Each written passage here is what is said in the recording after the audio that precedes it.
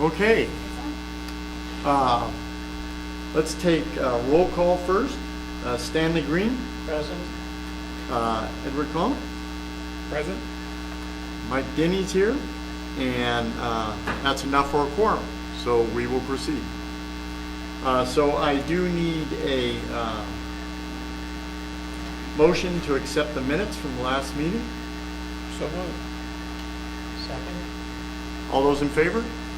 Aye. Opposed? No opposition, it's unanimous, so we will proceed from that.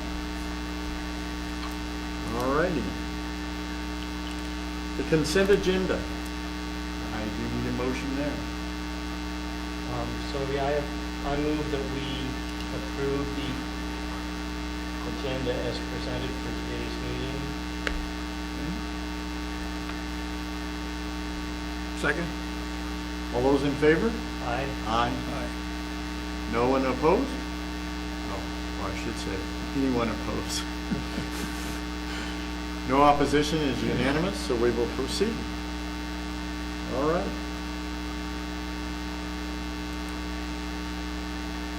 All right. So, hi Spencer, thanks for joining us today. Oh, no problem. It's really nice out, like it was the day that you visited, so you must have something to do with our weather patterns or something. That would be fantastic. So the Historic Preservation Commission they've had an opportunity to look over the finalized list that you sent us, and so we just want to hear more about where you're at in the process, and then they're available to answer any questions. I know you had some questions about a few of the buildings and some of the people, I think. So I'll just turn it over to you. Okay. So we've been working through the physical descriptions for all of the buildings. So based on the photos and the forms that we completed in the field, we've been writing up the basically physical narrative of the building, and then a summary of what alterations we observed from the public right-of-way. Those are done. We did a kind of a standard description, length, a couple paragraphs for the reconnaissance, and then a more detailed description for the intensive level properties. And so now we're working on the background research for the intensive level properties. We pulled from the county assessor the property record cards for the properties, and those were helpful for being able to go through and get an idea of who previous owners were, any changes, and kind of starting to kind of build that record of who lived in the house. And then we've been working through the folk city directories to kind of track back who were the occupants, looking for any work connections, basically who lived in there and what were they doing, and then kind of expanding that out to kind of the broader context of the city to see how that relates to city development patterns. And so I've got so getting through this, I've got two questions that kind of came up on that. But then the data entry in Wizard, we've started all the forms in Wizard, and we'll be going through and inputting the reconnaissance level information, the physical descriptions, and then all of the form data and all of the photographs. So we'll start that here pretty soon. The intensive level properties, we have the forms started, but we'll wait on the data entry until we're complete with the background research.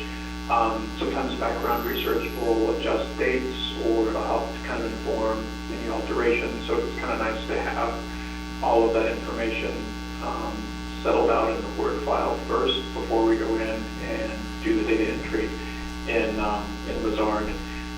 We did also receive the parcel GIS layer from the city, and with the estimated year bills based on assessor information. And I have not kind of gone through that yet, but we will be using that as kind of, once we get the background research done on the intensive properties, we'll be going back through that GIS layer to look at a couple of the plats to see how development patterns within those plats relate to when the plats were filed or when they were recorded. And these were a couple of plats where we were surveying a few properties in those. And then we'll also be using it for kind of a comparative with that 17 Southwest 6th Street, the apartment building, to kind of look at what other apartment buildings are in there in the city and how that compares. We've also been, as we were doing the whole directory research, we've been looking for names and lists of any other multiple family apartment buildings that were within the city and kind of recording those. And so we'll also look at those as well and include that in the description of the significant statement for that building, so we kind of have an idea of, how does it compare with other apartment buildings within the city, and how does that relate. And then lastly, Carolyn had scanned in all of the building permits for both the reconnaissance and the intensive level properties that we surveyed. And so we took the information from those permits and we added them into both the intensive level properties and the reconnaissance level properties. So at the end of the physical description for each of the reconnaissance level properties, we have a summary of basically all of the known permit changes that occurred, or permitted all changes that occurred, and if there were any where they had the builder or the original owner, or if it was the permit relating to the original construction, we made a note of that as well and included that information in there.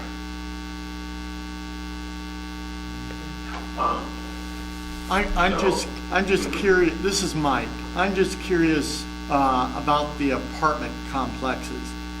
Did you have an age that they needed to be before you were recording them, or how did you do that? We were, like for the 17 Southwest 6th Street, for looking in the Polk directories to see what other apartment buildings were around. We were basically looking for, since that building, I remember, was built in circa 1930. So as we were going back through the Polk directories, we were looking for any other apartment buildings that were listed. Okay.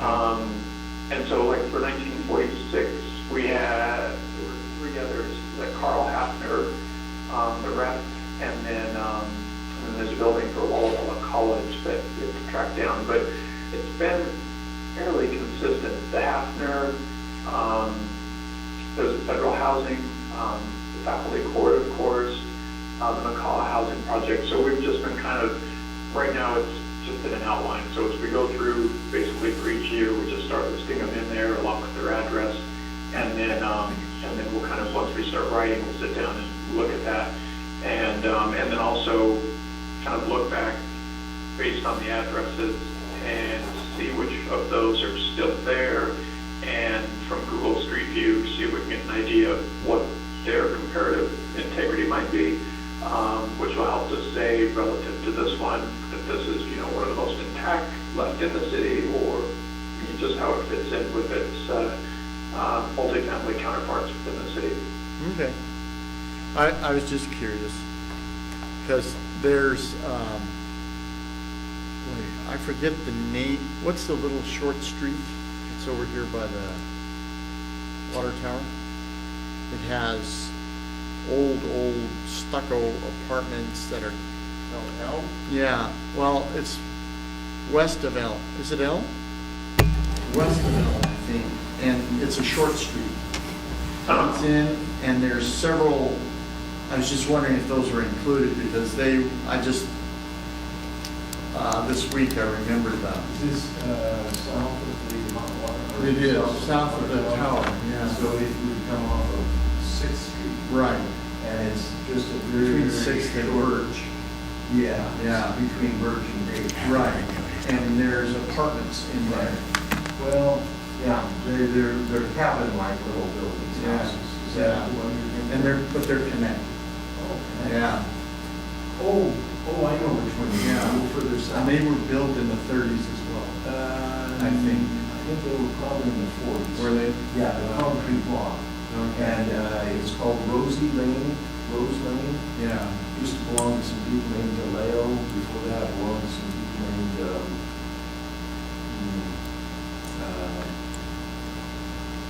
You talking about Roseville Lane right across from the fire department? There you go. Oh, yeah. Yeah, you Yeah. have those? I do now. Okay. I had driven by those when I was going into City Hall, when I was coming up Southeast Birch. Yeah, from the back So, side. yeah, no, thank you, that's helpful. Yeah, yeah, those are all concrete block under the sidings there. okay. I just knew they had always been here. Always, yeah. Always.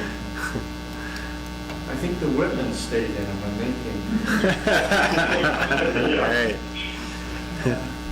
The house on the right is probably stick frame. That one there. Right there. The others are all concrete block. Okay. I don't know why I didn't remember them earlier, but I don't ever go on Rosie View Lane. If, a lot of times they don't go No, down that's this fantastic. private No, road. thank you, that's helpful. Yeah, But yeah, no, it is. There are certain parts that there was construction. anyway. And we Can't get down them, but yeah. had two, I was just pulling up the email real quick. Just they We used had to have two other questions that related to Walla Walla University. a long time. And one was Kenneth Applington, who was a professor at Walla Walla Mid College. And he lived at 18 North College, which is one of the intensives. His wife, I believe Matilda, was an accountant with the Mid College. And what we've been finding is they lived there for quite a while. We haven't dug into his background anymore Yeah, yet like you can't. to see what his, Well, I guess what you he can't taught, go to college. and any additional background on him. But he was somebody to where we thought if you guys were familiar, like if the name kind of like, oh yeah, Hamilton, that would be helpful to know. But if it doesn't really register, that's fine as well. We'll just keep digging on background. So, This is on North College? 18 Yeah. North College. Yes. So, the book Bold Venture, I'm certain has material on him. Great. And I don't know if you were able to get a copy of that. We do. Okay. Yeah, I that's think he's almost certainly in the index. My folks always refer to him as Dad Applington, and I don't know if he was a dean of men or an English professor or possibly both, but I certainly remember my parents talking about him. Oh, wow. So did he live in this house? The college owned the house, but he lived there? Yes. And let me see, we have him, just flipping through my Word file real quick.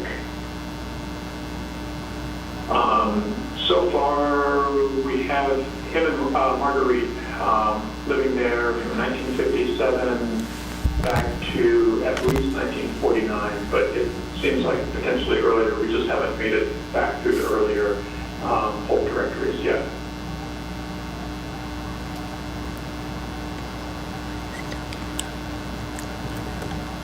And then another person was Did he say Harold Schwartz. Oh, yes, I know Harold. I knew Okay. Harold, yes. So it And lives his in wife, Oma. principal at Walla Walla College Academy.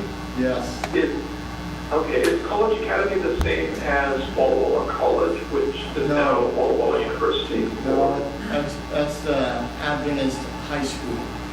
They were related though. Yeah. It was like, you know. So the academy began in Milton, Oregon in 1886. And I think it was called Milton Academy then, I'm not sure. And the bell from that school is the bell that's in the current administration. Anyhow, when Walla Walla College was formed in 1892, the academy moved from Milton to College Place and was a subsidiary of the college. And then was it around 1949, the Walla Walla College Academy was spun off again as a separate entity, now known as Walla Walla Valley Academy. But it's been a continuous secondary school since 1886. So it's actually older than the college. Yeah, that's amazing. So Harold Schwartz taught there and was actually the principal there. And he went through Walla Walla College and was, what did they call the Adventist youth during World War II that were learning to march and become It was the medical cadets? Medical Cadet. He Medical was, Cadet Corps, which was the Seventh Day Adventist equivalent of ROTC. yeah, and he was the commander of that Medical Cadet Corps here at the end of World War II. Oh, wow. Yeah. Because Adventists as pacifists did not train for combat, but they trained to be medics, such as Desmond Doss, about whom there was a major feature film recently. So I worked with Harold Schwartz after he retired, which makes Oh, wow. me really old. No. Schwartz lived a long time. He lived up on Highland Park. Yeah, right next to where Ken McIntosh lived. He was right up there. Anyway, Harold was married to a little German lady, and he was German, but her name was Omi. That's what she went by, Mother Schwartz. And so that's what they called her. And he was, oh my, I think he worked his entire professional career at Wava. Yeah, Wow. yeah. Huh. That's fascinating. Okay, that's great. Yeah, he was, So he was probably, oh, sorry, go ahead. well, he was probably principal when it was made autonomous from the college, although the college kept the 1880s bell. Yeah. Well, he was principal clear through the early 70s. Oh, really? Wow. Yeah. Wow. Or I guess 68 or 9 is what when he finished. Huh. And then he was the guy that hired Mr. Poole. William Schwartz Poole. did. Yeah. Yep. Well, Yeah. Poole came to Wava in 1970, the fall of Yeah. 1970. Yeah. He was in the Oregon Caucus though in the later side. It was. Yeah. Yeah. 'Cause Education When guy. I first started in business in '77, he wanted me to put up a book rack in my office. Okay. Which is kind of Yeah. Well, that's fantastic. Yeah, and he ended up in the conference office eventually. Yeah. Harold did. Yeah. Schwartz. Yeah. Yeah. I even know his blood type. No. I was just joking that he had a drinking problem. Well, we'll talk about some other things. It would No. have been carrot juice if anything. Yeah. No. What house was he associated with? He lived next door to Ken McIntosh up on Highland Park. Okay, which side? Which house On the south side of, McIntosh lived on the south side as you went around the loop Because on Highland. That's my house. McIntosh. McIntosh's is your house. The Well, one he that- lived to the west, to the east of that. The next house to the east of So- that. So he lived in, Yes, That- right. You Well, must that's have. where- but that's where Wiggins lives now. Oh. Pool lived there. Yeah. Yeah. Maybe he got the man's spot and the man's house. Yeah. Well, in the Yeah. 1950s, Harold and Hilda were living at 12 North College. Okay. Yeah. Okay. When it was owned by the college, so that was. Yeah. Was it 12 or 18? Um, 12, It was 12 North College? 12. Okay, thank you.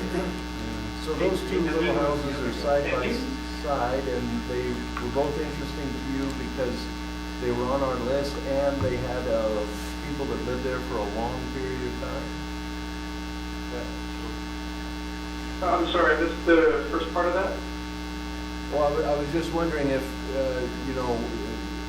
was it because those two houses were on our list already, and they showed that they had been occupied by the same people for a long period of that it was interesting to you? Yeah, no, it was that they were on the list, that you guys had identified them, and then during the field work, they were very intact, and they were also well-designed houses. They're very compact. They have a very nice treatment of the multiple light sash windows. Some of the detailing on the end wall brick chimneys, and some of the detailing at the kind of projecting front stoops. They're just well put together little houses, and well designed, either from the builder, likely from the builder. The house across the street to 17 North College is in that same kind of same architectural style, same in the sense of being very intact and just well put together with the kind of a faux stone surround at that front entry, projecting front stoop. The way the roof lines have a little bit of a flare that trim at the eaves, and then kind of a projecting enclosed, almost like a breezeway off the side along the driveway. They're just, yeah, they're nice little houses. They're really well put together. So that was why they stood out to us. And then as part of doing the background, then it was really neat to see that some of the people who had lived in them had long ties with the community. So then it's just kind of building on that significance. Did you notice, did you note for number 18, the coal bunker and extant coal chute door? Yes, that little like cast iron door at the kind of the north end of that front porch, that low kind of front porch without a railing that projects off. Yeah, that so-called front porch is the roof of the coal bunker. Ah, okay, that makes a lot more sense then.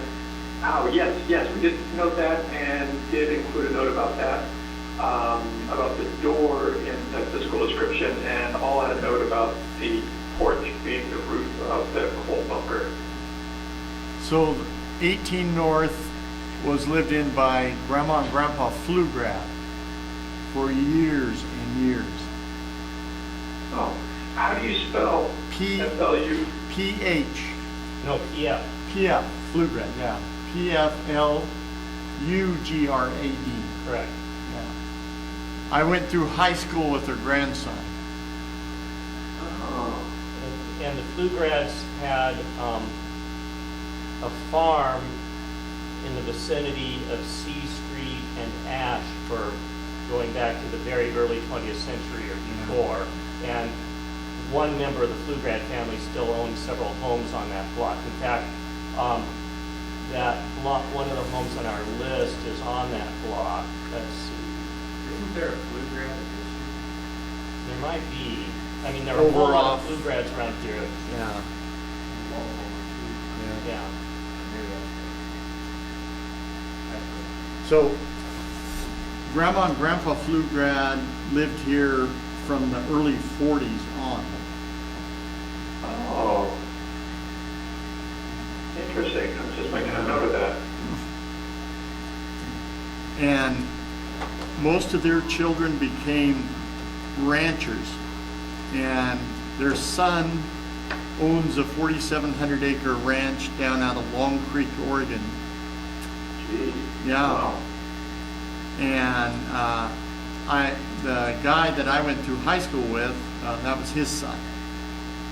And so 316 North College Avenue is on the same block as the former Pflugrad farm. Okay. And I don't, it's the block where I lived for 22 years. So I don't know for sure that parcel had been part of their farm, but a Pflugrad descendant owns a house a couple of doors north of there and several other houses on that block. Wow. Okay. So that White House that we're looking at on the screen is owned by a Pflugrad, and he owns several other properties on the block, primarily along the private portion of Ash Avenue, which is where he lives. And the house at the corner of Ash Avenue, the very southeast corner of that block, is now single-story, but that was like the farmhouse. It was a two-story farmhouse from the 19th century, and at some point in the 20th century, they took off the top story. Probably had a chimney furnace.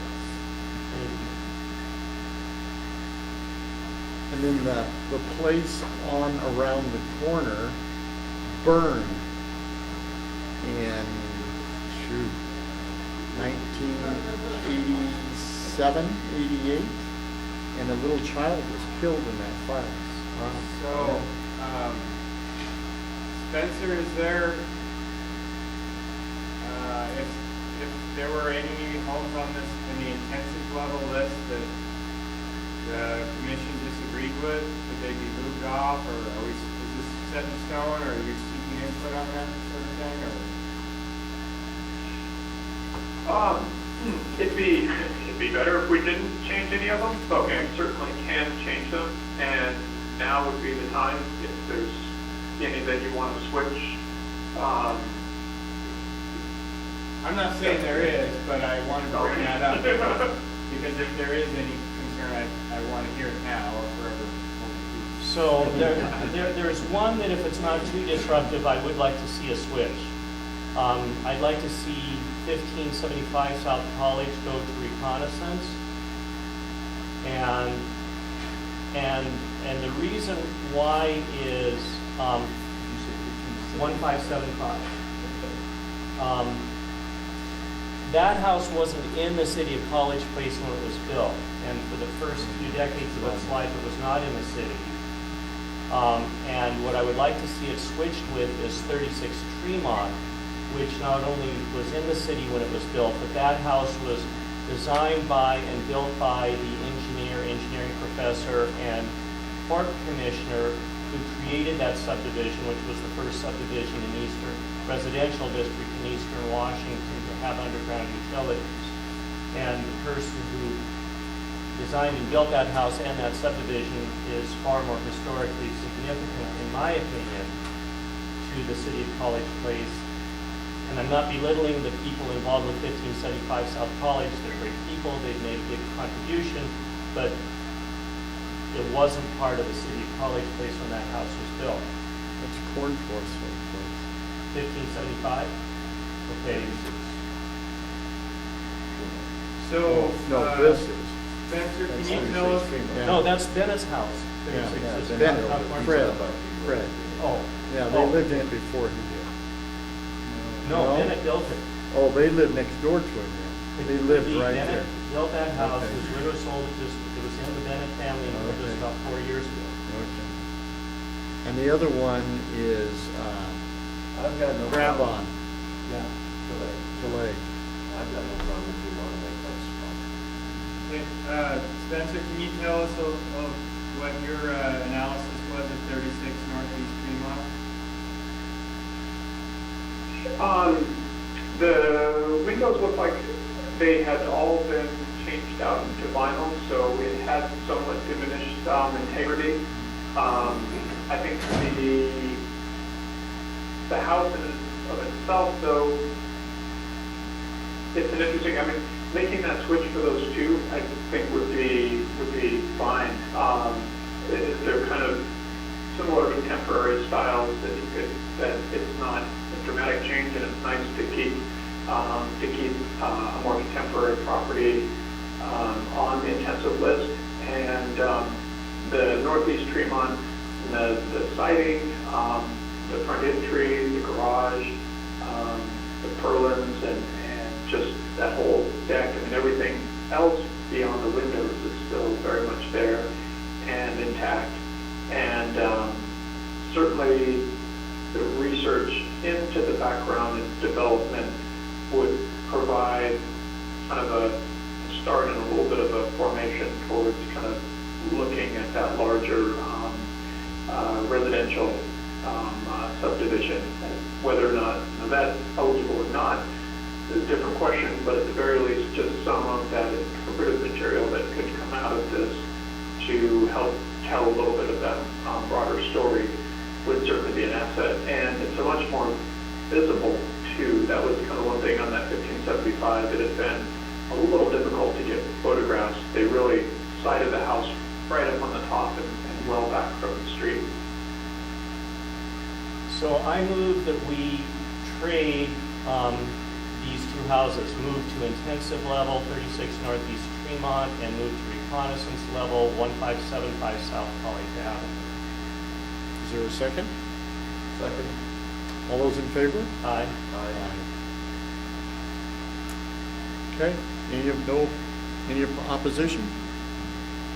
Nope. Is that at the not in favor or? I don't know, I don't like the looks of the building. Are you voting no or abstaining? I'm just gonna let you guys do it. Any way you want. Sounds like it's not voting. Okay. Okay. All right. So 36 Northeast Tremont, Fred Bennett designed it. It has some very distinctive structural elements too. He was a structural engineering prof. He was a port commissioner for 3 6-year terms. The community building at Walla Walla Regional Airport is named after him. Fire chief. He was fire chief for many years.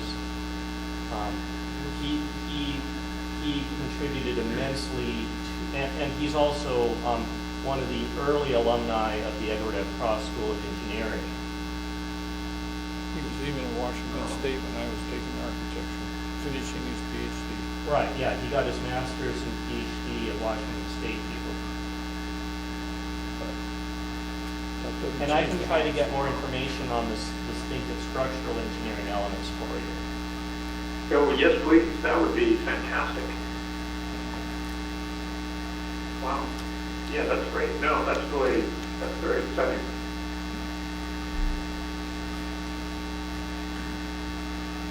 And did he, so the subdivision, was he working for the developer that platted it, that owned it and then platted it, or was he the landowner that platted it and then developed it? I don't know the answer. My guess is that he probably was not the landowner, but I don't know that for sure. I do know that he was the engineer who platted and developed that subdivision. Great. Early 1960s, I don't know the exact, I'm sure that's on the record. And so his family lived in that house for approximately 50 years, and so the people who live there now are the second owners. We'll pull the plat and send you a copy of it so you can see the Oh. plat of it. That would be fantastic.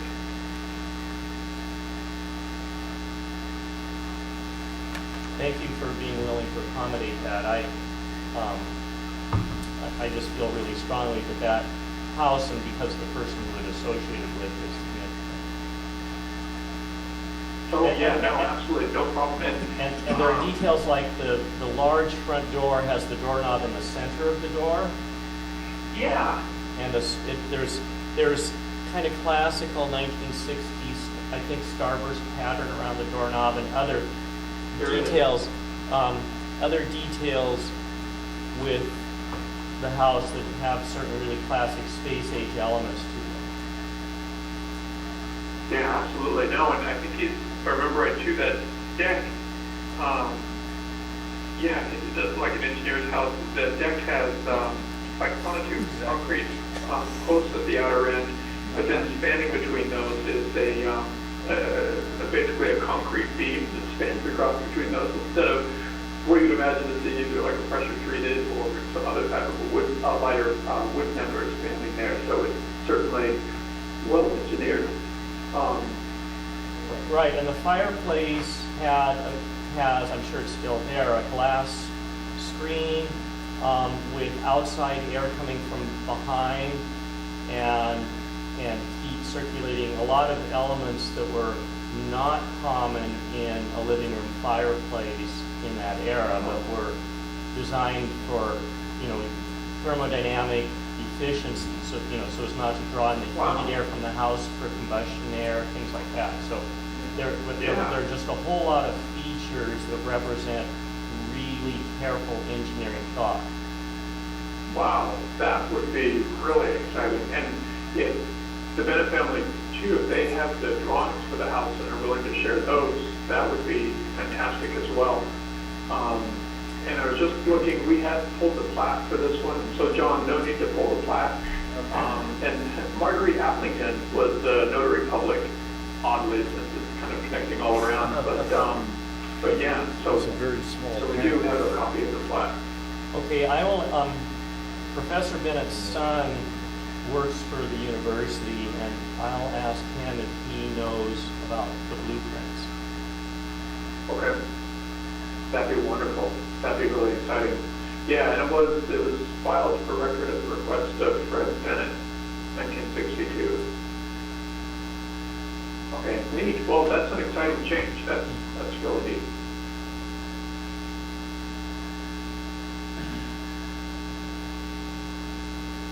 Okay, anything else you guys want to ask, or any questions? Anything else you wanted to cover, Spencer? I think the only thing is that we're still on schedule. We'll be basically getting all of this material together to have a draft the first part of May. I'm just pulling up schedule. I believe May 10th May 10th for the first draft delivery. So we'll be working to get a draft in ahead of that to you for review. And that will include all of the inventory forms. So we'll export all the inventory forms out of Wizard as PDFs.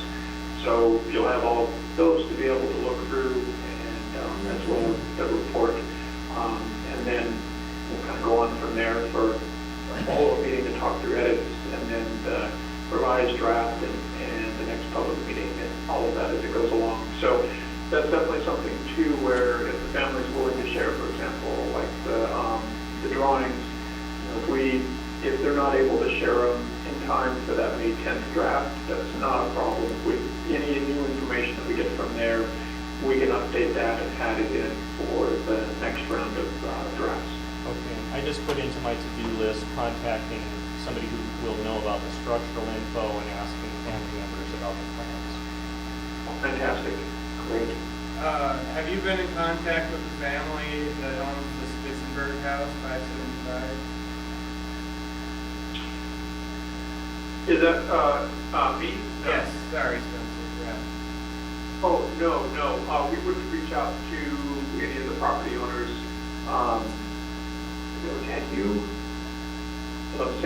Had you sent me contact information to contact them? I don't remember. I know that the daughter, the representative from the family had come in before we got started from the town. And they're very interested. That's the one that is super pristine craftsman. Yeah. And I think that was the one he thought it might be eligible for a national registry or something. Yes, definitely. And that would, if they communicate to the city that they would be comfortable with us contacting them, I would be delighted to do that. That one's been a little difficult to kind of track down information, and I have a range of people that are related to the house but haven't been able to really tie everything down yet to that specific address. So I think a conversation with the property owners would be an immense help if they're willing to do that. Okay, well, I'll try to track down that information. They may have plans, and I know it's been in the family. I think the great-grandfather or somebody built it. It's still in the family. Wow. Gugamelli, Wow. I think is the name. Yeah. Yeah, they had Ernest and then Wallace, and there was another one, and John. So they're all kind of right in around in there, and we've been trying to work back to tie who was working on what and how it related. This is Stanley Green. 306 Southwest 10th My perception is that that's a threatened structure. An old home, I think next door was recently demolished. Yeah, And, the old nap home. okay, That's the Belt's house. okay. Belt's 306 Southwest across Main. from where Toretta's live. Out there on the end of the street. And I was wondering, have you obtained a date of construction for that yet? That's the one I No, I talked was to you just about, looking John. The records we had, let's see. And I'm pretty sure, I mean, it may have been built as part of the town, but I wouldn't be surprised if There it was it a is. pre-College Place farmhouse. Yep, it was. I believe, as I recall, I knew Mrs. Belts, who lived there all of her life. Okay. And it was built in the early 20s. It was built in the 1920s? Yeah. Okay, but it was probably, I mean, it's still kind of at the edge of town, It but it is. was probably kind of out in the country when it was built. Yeah, I'm sure it was. And the assessor had circa 1915 for that Oh, property. okay, wow. And it's kind of an interesting one that, that Queen Anne Free Classic, that it relates, there's two other houses along 4th Avenue that are, the 308 Southeast 4th, and then the 106 Southeast 4th. And all three of those, there's slight differences, but all three of them have just the most beautiful wraparound porches with the outer curve and just everything, moldings and all of that just wrapped right around. So those three houses seem like there's a real strong potential that it might have been the same builder that constructed each one. The others are the 106 Southeast 4th is circa 1900 according to the assessor, and the other one is circa 1905. And So this one, 306 Southwest 10th's architectural style harkens to an era earlier than the 1910s, I would say. yeah, the Queen Anne style was kind of going out of popularity at that point. But, well, yeah. I mean, I'm not saying it wasn't built in, but it's a style that was a lot more popular, 10 to 25 years earlier, it seems to me. Yeah, and depending on how the style transitioned to Eastern Washington, which certainly with Spokane and Walla Walla, especially Walla Walla, there would be a potential to where you would have had the styles arrive a little bit on time with when they were popular nationwide. But yeah, just kind of looking at Queen Anne, it's generally 1880 to 1910 as kind of a general nationwide popularity time range given for that. So yeah, you're absolutely right. It's kind of falling outside of that range, and for being such a well-designed example of that style, we've seen other houses that, like here in Seattle, 1910, 1916, where they started out as Second Empire and then were converted over to Queen Anne in the late 1910s to kind of keep up with the style. But yeah, you would kind of think if it was built in that style, it would have been done earlier than 1915. So we'll keep digging to see what we can find on that and see if we can be able to tie that address back earlier to see if we might be able to support an earlier estimated construction date. This is John, and Spencer, I don't see, actually Carolyn pointed it out, that 106 Southeast 4th, the church, does not appear to be in your list anywhere. Yeah. 106 Southeast. The old Presbyterian church. Well, wait a minute.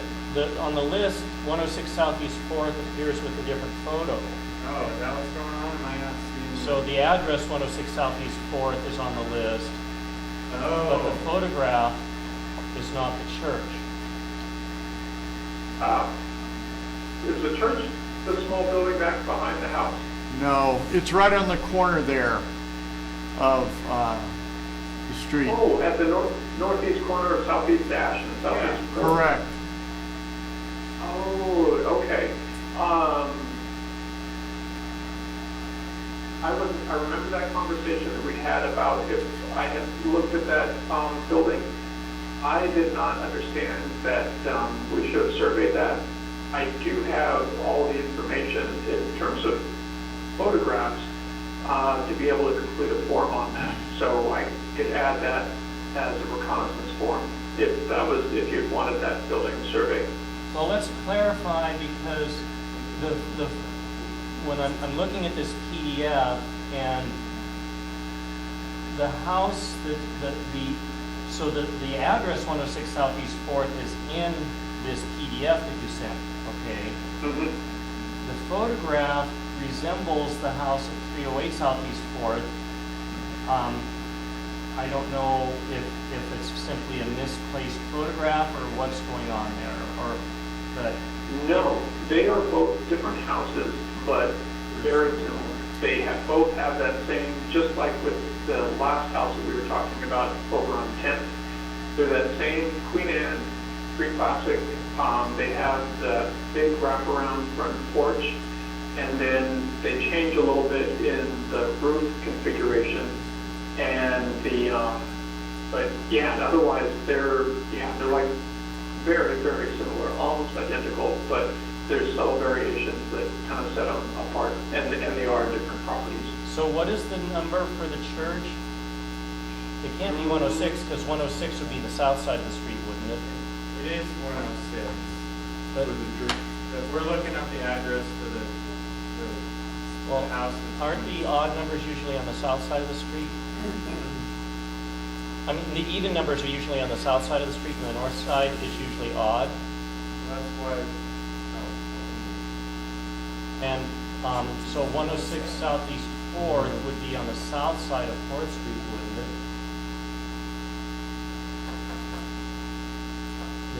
yeah, it should be with trying to It match. should be. So the church should be a 10 odd number, I would think.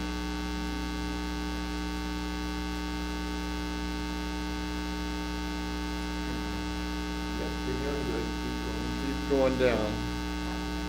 That's 308. Going away from the church, aren't you? Yeah, Okay. I have 105 Southeast 4th. For the church? I believe. That makes sense. So near Cole. Yep. Yeah, You're yep. right, that's the church, 105. Good job.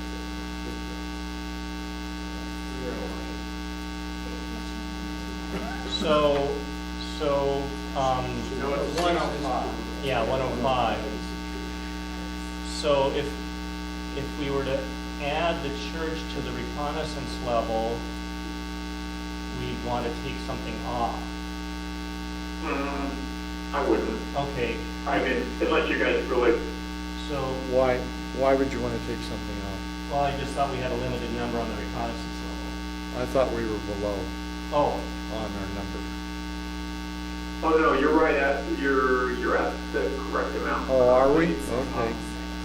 Can This we would be adding one. Could we add one more with the church?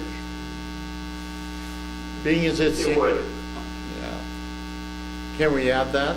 well, that's an amendment to that would be expanding the contract. Right. So, No, we can just add that in there. It's no big deal. It's because we've written up the description for all the other ones. So and we've got the photos because it really stood out when when I was going through doing the survey work. So it's easy to just add that in there. And at this point, it's like, everything else is kind of there.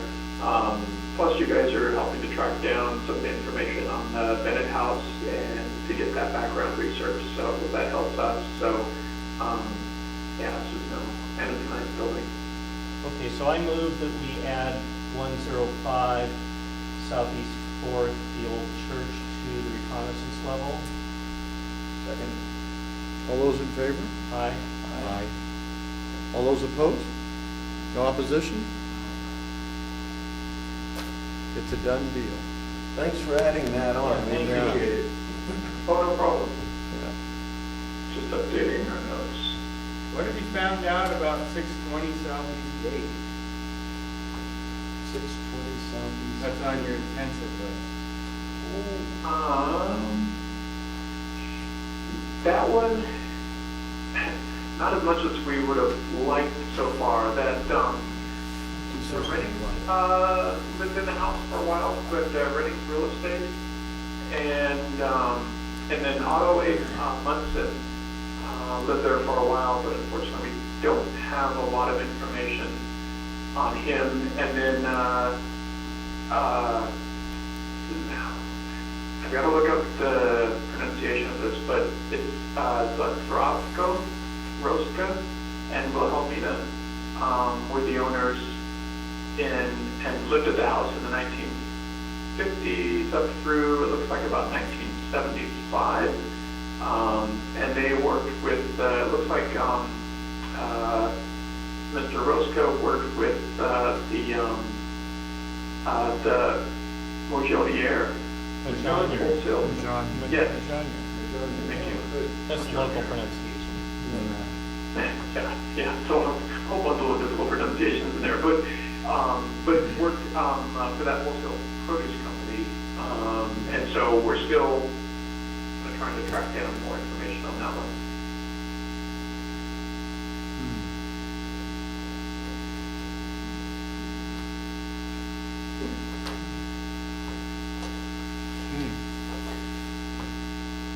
Is there anything else? No, I don't have anything, unless you guys do. So, just as a question, if we were able to find out information on a house, like a previous ownership, who had it built, things like that, that would be of interest to you if we could, give it to you? Oh, absolutely. Yes, definitely. And yeah, anything that you found on, I mean, the intensives would be fantastic, but if it's one of the reconnaissance level properties that you find information on, that would be great as well. We would include that with the, with that form information. So anything that you send us on any properties, we'll just work to basically include it in there and add it to the forms. Okay. John, do you have anything else? No, not for Spencer. Anybody else? No, thanks, but this has been very helpful. Well, thank you very much, Spencer. Appreciate it. You're welcome. Thank you all very much, and yeah, we'll keep you updated, and then yeah, we'll definitely look towards the first part of May for draft. We'll get that over to John and Carolyn, and for distribution, and then yeah, kind of go from there on edits and updates. So, but Okay. thank you all. Thank you. Thank you. Thanks. Enjoy your weekend. Bye. Bye. Thanks. You likewise. Thanks.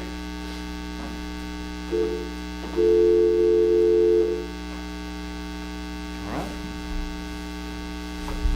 Do you have anything else? Just that, there is a grant Yeah. available through RCO, and it's the same one that we got a grant to do this project under. The deadline is the 26th, which is, yes, the next week. And we brought it up, I think, once or twice at previous meetings, just mentioning the ideas, and haven't heard anything from you guys. I, for one, am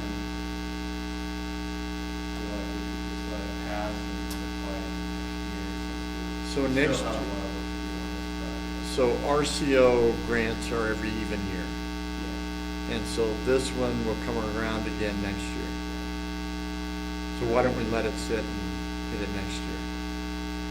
And I might be mistaken, but when the county poor fund building came down, that, I think we were trying to think if there was some possible way of getting some money to do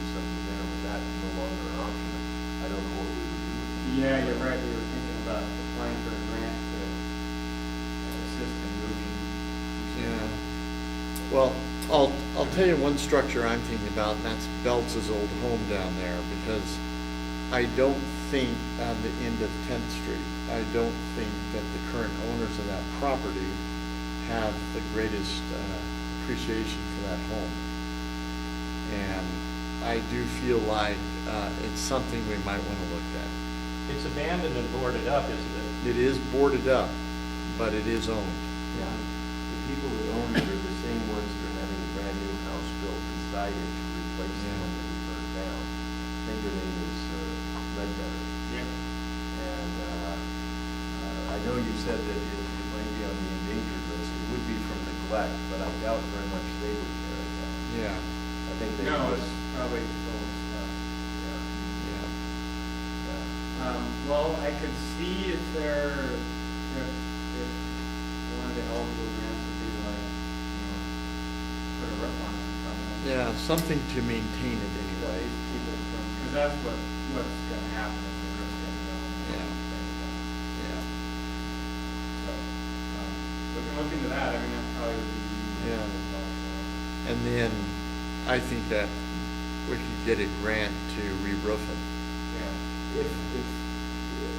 And for instance, if we're able to get a grant and put a roof to preserve what's there on it, that would be for the benefit of Ledbetter who owns it. Would they repay that grant at the time the property was sold, or would this be something for the community as a whole to say? I don't know, I mean, we can ask, I doubt, that's usually not how it works, usually there's stipulations that like, you couldn't tear it down.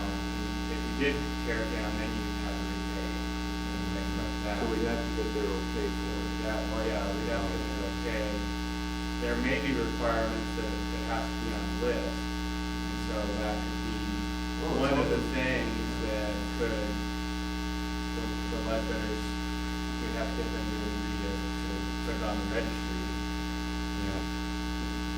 Well, We're one step closer to doing that, so. A roof like that would probably be $10,000, $11,000. One of the grants available would be, so, this is basically the first step to registering. There, to actually apply to be on a list, there's more work that goes into it, more questions you have to answer in more detail. And so one of the grants, you can apply to, we'll do it, I don't know what the terminology is, but it's basically more research done to get a house on the list, to actually register it. So, I mean, that could be an option too. But it's kind of late to, without having property owners, But it might give us something to do after this initial list is completed for. to think about maybe a future grant in 2020 or something. Well, The roof is probably. yeah, I was gonna need it soon.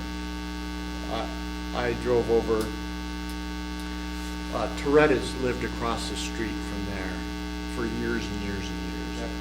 And then, when Ray bought the property west of there and across Garrison Creek there, he was trying to buy that whole, that property all the way up to Beltz's. And that's when, after the Knapp home burned down, that was Knapp's old home. We lived in that. Our family lived in Knapp's old Which home. Knapp? Yes, the one that he owned when it burned. Yeah. Which naps? It was, they worked at UCA. Okay. Yeah, On the red dot, where yeah. that's the one that's burned. And then Lintz's lived to the right there. Yeah. Yeah, that's Knapp's old place, and then just keep going. That's Knapp's garage. No, it's gone too. It's the building next. So keep going, and you'll, that's Beltz's to the right and Toretta's to the left. That's Beltz's old limit. Yep. It probably is. So the ironic thing is that Mrs. Belch was the much more vigorous, active one of the two. He was in a wheelchair. And she died suddenly, and he got remarried. And I was like, you're kidding me. But anyway, she was, she had been born and raised in the Walla Walla area. So she was from an old family in this area, and I don't remember her maiden name at all. But So you think the garage has been torn down along the line? I think the whole structure's gone. But we lived there. Yeah. Well, I'll call DAP and talk to them about the idea, what kind of conditions Yeah. there would be if that would have to be on the list already, or when it would be eligible. Okay. Thank you.